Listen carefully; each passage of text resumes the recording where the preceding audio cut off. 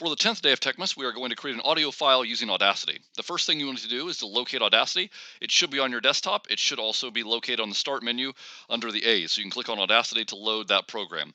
When the program loads, you will be given access to the Help menu. If you no longer want this Help menu, you can check right here so it will no longer show on startup.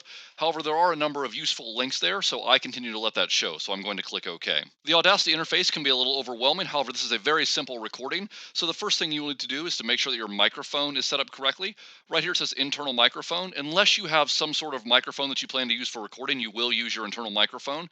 So just click the drop down and make sure that internal microphone is the microphone that is selected. After you've done that, you're ready to record. You can record using the red button right here. So once you click that, you can see that you will start to see sound waves as they are recording from your device. When you are finished, you can click the black stop button. If you would like to listen to your recording, you can click the green play button. You may find that you have dead space you would like to remove from your recording. If that is the case, you move your mouse down until you get this little barbell shape, and you can left click and drag. And notice how the dead space will turn a different color. Use the scissors to cut that from your recording. Once you've removed the dead space and are satisfied with your recording, you are ready to export. To do so, you will go to File, and then you will go to Export, and you will select Export as Wave. From there, you'll be prompted where you would like to save this recording. By default, it will go into an Audacity folder. However, you should save in either Google Drive or OneDrive.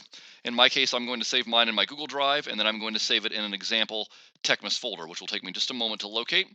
But that gives me easy access to locate this once I have finished recording and I need to do something like upload it to Canvas. So I'm going to save in this day 10 example. Then I must name the file and click Save. I will then be prompted to edit the metadata for this recording. You don't need to worry about this if you don't want to. If you would like to put your name as the artist name and the year you recorded, you can do that. Otherwise, you can just click OK. It looks like nothing has happened. However, if you press the Windows button and E at the same time, that will open the File Explorer, and you will then need to navigate back to where you save the file. So in my case, it's going to be to my Google Drive, and then to the Tech Integration folder, and then to the Techmas folder, and then to the Day 10 example. And from there, I will see that audio file, and I can double click on that audio file to launch it and to listen to it. And that's how you will create and export an audio file using Audacity. If you have any questions about this process, please let me know.